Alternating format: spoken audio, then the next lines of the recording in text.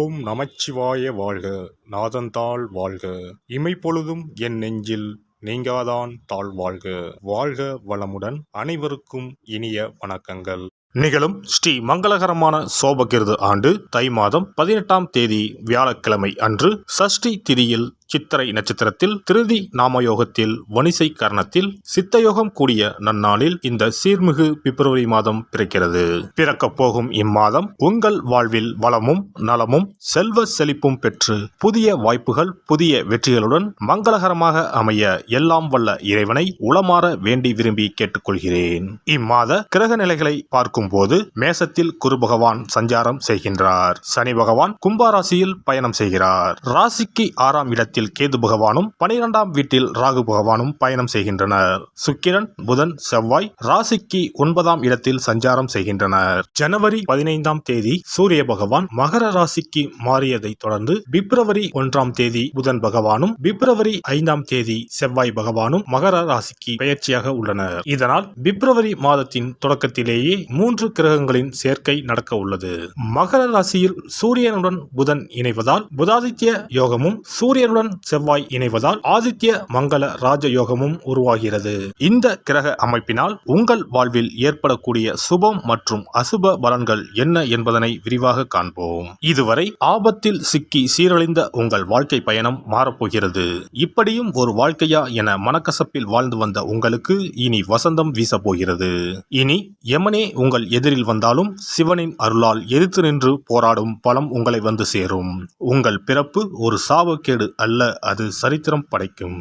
ரிஷபராசி அன்பர்களே, இம்மாதம் முழுவதும் குரு பகவானால் பல நன்மைகள் ஏற்பட உள்ளன. குடும்பத்தில் மகிழ்ச்சியான சூழ்நிலை காணப்படும். சுப நிகழ்ச்சிகளால் வீடு களை கட்டும். பிள்ளைகளால் அனுகூலம் உண்டாகும். கணவன் மனைவிக்கு இடையே இருந்து வந்த கருத்து வேறுபாடு நீங்கி அந்யோன்யம் அதிகரிக்கும். பிரிந்திருந்த கணவன் மனைவி ஒன்று சேரும் வாய்ப்பு ஏற்படும். உறவினர்கள் வருகையால் ஆதாயம் உண்டாகும். பழுதான மின்சார மின்னணு சாதனங்களை மாற்றி புதிதாக வாங்குவீர்கள். தந்தை வழியில் சில சங்கடங்கள் ஏற்படக்கூடும். தந்தையின் உடல் நலனில் ஆரோக்கியம் தேவை. ஆன்மீக நாட்டம் அதிகரிக்கும். நீண்ட நாளாக செல்ல நினைத்த வெளிமாநில புண்ணிய தலங்களுக்கு செல்லும் வாய்ப்பு ஏற்படும். குடும்ப உறுப்பினர்கள் உங்கள் ஆலோசனைகளுக்கு முக்கியத்துவம் தருவார்கள். ஷேர் மூலம் பணம் வருவதற்கு வாய்ப்பு உண்டு. தாய்மாமன் வழியில் சில சங்கடங்கள் ஏற்படக்கூடும் என்றாலும் அதனால் பாதிப்பு எதுவும் ஏற்படாது. உணவு விஷயத்தில் கவனம் தேவை. அலுவலகத்தில் மகிழ்ச்சியான சூழ்நிலையே காணப்படும். எதிர்பார்த்த சலுகைகள் கிடைக்கும். நிர்வாகத்தினரின் ஆதரவு கிடைக்கும். உங்கள் ஆலோசனைகள் பாராட்டப்படும். சக ஊழியர்கள் கேட்கும் சந்தேகங்களை தீர்ப்பதுடன் அவர்களுடைய பணிகளில் உதவி செய்வீர்கள். தொழில் மற்றும் வியாபாரத்தில் எவ்வளவுக்கு எவ்வளவு உழைக்கிறீர்களோ அவ்வளவுக்கு லாபம் கிடைக்கும். பற்று வரவு சுமூகமாக நடைபெறும். மறைமுக போட்டிகளை முறியடிப்பீர்கள். சக வியாபாரிகளுடன் இணக்கமாக பழகுவது நல்லது. கலைத்துறையை சேர்ந்த அன்பர்களுக்கு மாத முற்பகுதியில் பெரிய நிறுவனங்களில் இருந்து அழைப்பு வரும். அரசாங்கத்தால் கௌரவிக்கப்படுவீர்கள். படப்பிடிப்பு தொடர்பாக வெளி மாநில வெளிநாட்டு பயணம் மேற்கொள்ள நேரிடும். மாணவ மாணவியருக்கு கஷ்டப்பட்டு படித்தால் மட்டுமே தேர்வுகளில் நல்ல மதிப்பெண்கள் பெற முடியும். நண்பர்களுடன் பழகுவதில் மிகவும் கவனம் தேவை. சந்தேகங்களை அவ்வப்போது ஆசிரியர்களிடம் கேட்டு தெரிந்து கொள்வது நல்லது. குடும்பத்தை நிர்வகிக்கும் பெண்களுக்கு சற்று சிரமம் தரும் மாதமாக இருக்கும். ஆனாலும் பெரிய அளவில் பாதிப்பு எதுவும் இருக்காது. அலுவலகத்துக்கு செல்லும் பெண்மணிகளுக்கு அலுவலகத்தில் பணிச்சுமை அதிகரிக்கும். இம்மாதம் சாதகமான நாட்கள் 6, 7, 9 மற்றும் 10. சந்திராஷ்டம நாட்கள் 1 மற்றும் 2. அதிர்ஷ்ட எண்கள் 5, 7, 9. வழிபட வேண்டிய தெய்வம் சூரியன் மற்றும் தட்சிணாமூர்த்தி. பரிகாரம்: ஞாயிற்றுக்கிழமைகளில் சூரியனுக்கு செம்பருத்தி மாலை அணிவித்து அர்ச்சனை செய்வதும் வியாழக்கிழமைகளில் தட்சிணாமூர்த்திக்கு மஞ்சள் மலர்களால் அர்ச்சனை செய்வதும் நன்மை தரும். சிறப்பு பரிகாரம் மற்றும் ஆலய தரிசனம். புத்திர பாக்கியம் என்பது திருமணமாகி பல ஆண்டுகள் ஆகியும் புத்திர பாக்கியமே ஏற்படாத நிலை. புத்திர தோஷம் என்பது ஒவ்வொரு லக்னத்திற்கும் வேறுபடும். பொதுவாக எந்த லக்னமாக இருந்தாலும் 5ஆம் இடம்தான் புத்திரஸ்தானத்தை குறிக்கும். எனவே அந்த 5ஆம் இடத்தை முக்கியமாக பார்க்க வேண்டும். சேர்த்து வைத்த புண்ணியம்தான் குழந்தையாக பிறக்கும் என்று பழமொழி உண்டு. அந்த வகையில் 5ஆம் இடம் பூர்வ புண்ணிய ஸ்தானமாகவும் திகழ்கிறது. தாய்மாமன் தாய்வழி உறவுகள் ஆகியவற்றை குறிப்பதும் 5ஆம் இடம்தான். 5ஆம் இடத்தில் பாவக்கிரகங்கள் அதாவது ராகு, செவ்வாய், சனி அல்லது சூரியன் அமர்ந்தால் ஒரு சிலருக்கு குழந்தை பாக்கியம் இல்லாமல் போகும் அல்லது தாமதமாக கிடைக்கும். ஒருவேளை 5ஆம் இடத்தில் உள்ள பாவக்கிரகங்களை சுப கிரகங்கள் பார்த்தால் குழந்தை பாக்கியம் கிடைக்கும் என்பது நம்பிக்கை. இனி புத்திர பாக்கியம் பெறுவதற்கான ஆலய வழிபாடுகளை பார்ப்போம். செவ்வாய் பகவானின் அம்சமாக கருதப்படும் முருகப்பெருமான் வழிபாட்டை தவறாமல் செய்பவர்களுக்கு நிச்சயமாக புத்திர பாக்கியம் கிடைக்கும். குரு பகவான் வீற்றிருக்கும் தலங்கள் அனைத்தும் சிறப்பு வாய்ந்தவைதான். ஆலங்குடி குருஸ்தலம், திட்டை குருஸ்தலம் சிறப்பான பலன்களை கொடுக்கும் ஆலயங்களாகும். அது மட்டுமல்லாமல் சிதம்பரம் அருகே இருக்கக்கூடிய ஓமாம்புலியூர் துயர்தீர்த்தநாதர் ஆலயமும் குரு பகவானின் ஸ்தலமாகும். இந்த ஆலயங்களுக்கு சென்று தரிசித்து வருவதன் மூலம் புத்திர பாக்கியம் நிச்சயமாக கிடைக்கும் என்பதை உறுதியாகவே சொல்லிக் கொள்கிறேன்.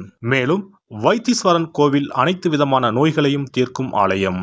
இது செவ்வாய் பரிகார ஸ்தலம். எனவே நல்ல சத்தான அறிவு கூர்மை மிக்க குழந்தை பாக்கியம் வேண்டுபவர்கள் இந்த ஆலயத்திற்கு சென்று வந்தால் குழந்தை பாக்கியம் பெறுவதற்கு உண்டான தடைகளை நீக்கி புத்திர பாக்கியத்தை நிச்சயம் அருள்வார் வைத்தியநாத சுவாமி. மேலும் கருவின் உருவாக இருக்கும் கருமாரியம்மன் ஆலயங்கள் அனைத்தும் புத்திர பாக்கியம் நல்கும் ஆலயங்களே. சமயபுரம் மாரியம்மன், திருவேற்காடு கருமாரியம்மன் போன்ற ஆலயங்கள் அனைத்தும் சிறப்பு வாய்ந்தவையே. அதேபோல் திருச்சிக்கு அருகில் உள்ள திருப்பட்டூர் பிரம்மா ஆலயம் பிறவி பயனை அனுபவிக்க செய்யும் ஸ்தலம்.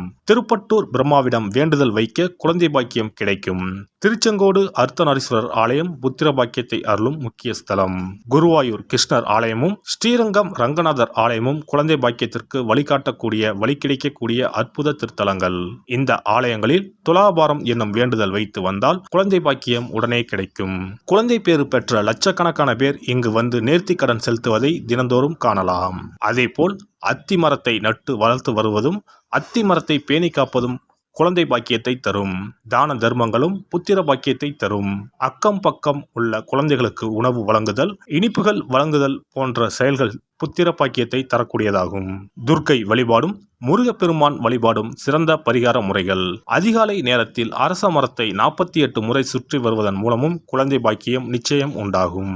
எறும்பு புற்றுக்கு வெல்லம் பொட்டுக்கடலை கலந்து தருவதால் 1000 பேருக்கு அன்னதானம் செய்த பலன் வந்து சேரும். கர்ப்பிணிகளுக்கு அவர்கள் விரும்புவதை வாங்கி கொடுத்து அவர்களை மகிழ்ச்சிப்படுத்துவதன் மூலம் அவர்களுடைய ஆசீர்வாதம் கிடைக்க பெற்று குழந்தை பாக்கியம் கிடைக்கும் என்பது உண்மை.